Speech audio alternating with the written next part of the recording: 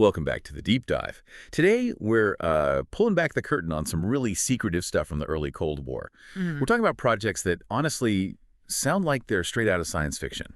Specifically, the deliberate attempt by intelligence agencies to engineer, well, human vulnerability, to control people. It went way beyond just spying. They were trying to get inside the human mind itself. So our mission today is a deep dive into one particular project, Project Artichoke. Now, interestingly, before it got that name, the CIA called it something almost innocent, Project Bluebird. Yeah, Bluebird. Doesn't sound too threatening, does it? But as you said, the intent behind it was anything but innocent.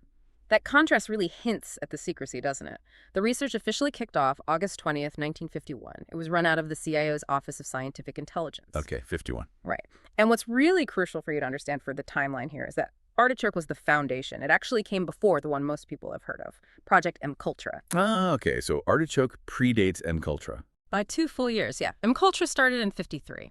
So Artichoke was, you could say, the proof of concept, the groundwork. And the concept they were trying to prove is, frankly, terrifying. Yeah. You know, most intelligence programs are about getting information, right?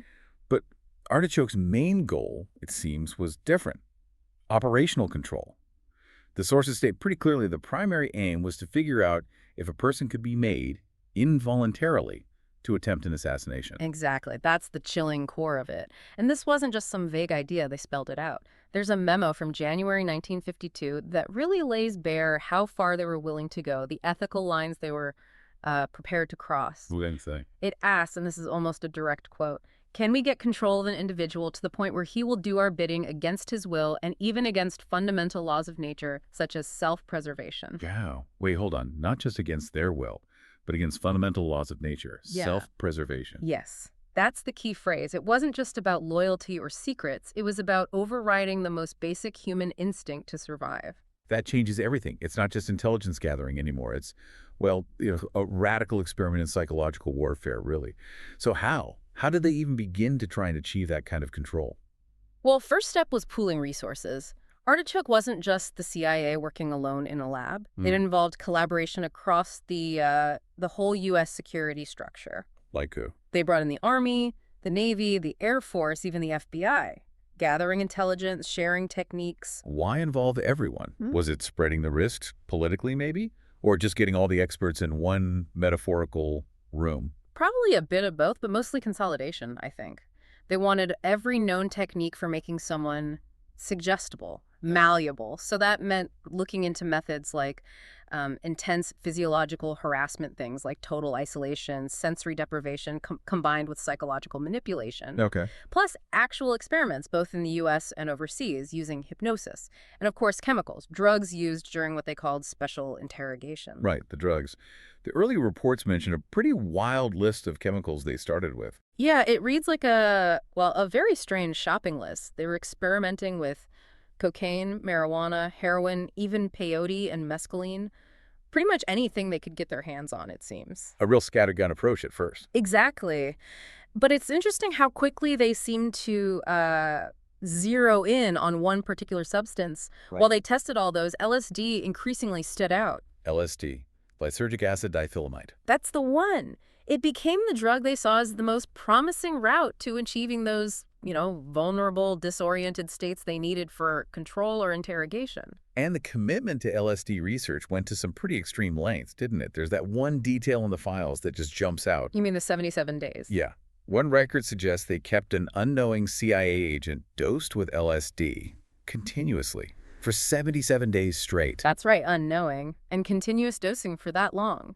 It suggests they weren't just testing immediate effects. They were likely trying to completely shatter the person's psychological defenses. Looking for sustained vulnerability. A total breakdown. Precisely. A collapse that would last long enough for them to maybe implant commands or extract deeply buried information. Which brings us to another key goal. Which was? Amnesia. They weren't just using drugs like LSD or morphine for interrogation itself. They were also using them sometimes through forced addiction and then sudden withdrawal, specifically to produce amnesia. To make people forget. Why? Yeah. Just to spare them the memory, or was it tactical? Oh, definitely tactical. Far more sinister. The idea was to leave subjects, and this is a phrase from the documents, fogged with amnesia. Fog with amnesia. Yeah, meaning their memories of the experiments, the interrogations, would be faulty, vague, unreliable. So it protects the program. Exactly. Twofold benefit for the agency. First, it basically destroys the evidence inside the subject's own head. Second, if the person ever tried to speak out, they'd be an unreliable witness. It's like erasing the crime by erasing the memory of it. That is incredibly dark. Okay, so the chemicals were a key mechanism. But let's loop back to the why, the main driver, this idea of involuntary assassination. Right, the whole Manchurian candidate concept. It seems it was never just a theoretical question for them. It was an operational goal. And the files confirm this. Explicitly. CIA documents state that if they could perfect hypnosis and chemical conditioning, they believed assassins could be created. To target, and I quote loosely here, a prominent redacted politician or, if necessary, an American official. They actually considered targeting American officials. It seems it was considered a possibility, yes. They were looking for a deniable weapon, a programmed killer. And who was running this? Who was overseeing such a, well, frankly, illegal and dangerous program? The oversight mentioned in the files points to a former U.S. Army Brigadier General, Paul F. Gaynor. He was an agent from the CIA's research staff. A brigadier general. Does having someone with that military background involved suggest this had buy-in beyond just the CIA? Maybe higher-level military approval? It certainly suggests a high level of seriousness and perhaps a blending of intelligence and military operational thinking. Someone like Gaynor implies they weren't just doing abstract science. They were thinking about practical, maybe even battlefield applications. And who are the subjects for these practical applications? Who are they testing these techniques on? Well, connecting the dots and the sources, the picture that emerges is troubling. The CIA seemed to target populations considered weaker or less intelligent. That's the language used. Weaker and less intelligent. Yes. And beyond that general description, they specifically targeted vulnerable groups. People like potential agents they wanted to test, defectors, refugees, prisoners of war. So people less likely to be missed, less likely to have powerful advocates if something went wrong. That seems to be the implication. Experimenting on marginalized groups offered fewer risks of exposure or complaint, but it wasn't only external targets. Right, you mentioned the unknowing agent dosed for 77 days. Exactly. That happened in 1952. They started secretly drubbing their own CIA agents, people within the organization who had no idea what was happening to them. Why? To see how the drugs worked on unsuspecting people in a real-world, high-pressure environment. That appears to be the logic. They wanted to know the effects on someone who wasn't in a lab, someone going about their daily duties completely unaware they were part of an experiment. Drugging your own agents secretly. I mean, the level of internal risk and betrayal there is just staggering. It suggests the research results were prioritized above absolutely everything else. Loyalty, safety, sanity. Yeah. None of it mattered as much as finding out if the techniques worked. It really highlights the ruthless pragmatism, perhaps. If they needed an unsuspecting subject to get valid data, they seemingly wouldn't hesitate, even if that subject was one of their own colleagues. Okay, let's shift gears slightly. Because Artichoke wasn't just about drugs and hypnosis, was it? There was another dimension. Biological agents. That's right. It gets even more complex here. The program also researched the potential of using diseases, things like dengue fever and other biological possibilities. Diseases, like weaponizing illness. Essentially, yes. But the focus wasn't always on killing. A key objective was incapacitation. Making someone sick, but not necessarily dead. Exactly. There's a declassified memo that makes this distinction quite clear. It says something like, not all viruses have to be lethal. The objective includes those that act as short-term and long-term incapacitating agents. Why incapacitation? What's the tactical advantage over just, eliminating a target? Well, lethal methods are often messy, politically disastrous if they're traced back. An incapacitating agent, though, especially something causing a short but severe illness like dengue, that could give the agency an operational window. How so? Imagine you need to interrogate someone, or discredit them, or just get them out of the way for a critical few days. If they suddenly come down with a high fever and are bedridden, it looks natural. Like they just got sick. It doesn't look like an intelligence operation. It's covert, deniable, lower risk. A way to neutralize someone temporarily without leaving obvious fingerprints. Clever, in a very disturbing way.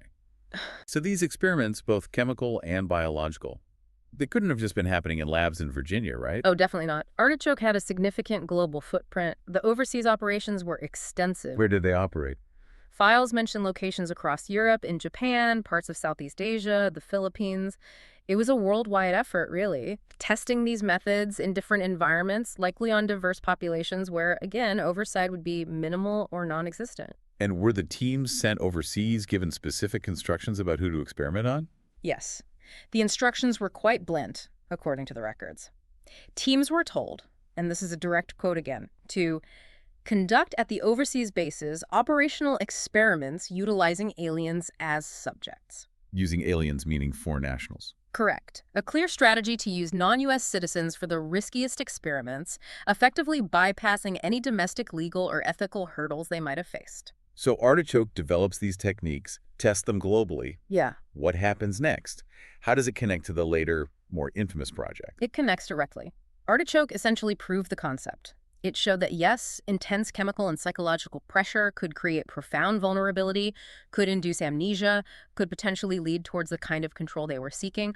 All that research, all those findings, the methods they refined, they didn't just disappear. They formed the bedrock for its successor. Project Artichoke flowed right into Project MKUltra when it launched in 1953. So MKUltra picked up where Artichoke left off. Pretty much immediately, yeah. It inherited Artichoke's goals, the interrogation techniques, the mind control research, the quest for creating vulnerable states, and then expanded on them. Massively, Artichoke paved the way, allowing MKUltra to hit the ground running on a much larger scale. Okay, so let's try to wrap this up. Looking back at Project Artichoke, what are the key things we should take away? For me, it's that foundational goal, the pursuit of involuntary assassination. That just sets the tone. And then the specific methods. The 77 days of LSD, using drugs to deliberately cause amnesia, the research into incapacitating diseases like dengue fever. It's a pattern of boundary-pushing research. I think the relevance for you, listening now, is understanding just how far intelligence agencies were willing to explore in the mid-20th century. This wasn't just about spies and codes. It was about the fundamental manipulation of the human mind, weaponizing psychology itself. These files really document an extreme willingness, under intense secrecy, to find ways to control human thought, human will, human action. It's a stark reminder of what can happen when national security goals are pursued without sufficient oversight or ethical constraints. It really is a dark, but maybe necessary chapter to understand if we want to grasp the history of intelligence and state power. So maybe a final thought for everyone to consider based on all this. Think about that original premise from the 1952 memo again. What does it actually mean for a government agency to formally decide it's worth researching how to violate the fundamental laws of nature, such as self-preservation? And perhaps more unsettlingly, how much of that kind of thinking, that willingness to cross fundamental lines, might still exist in the hidden corners of the world today?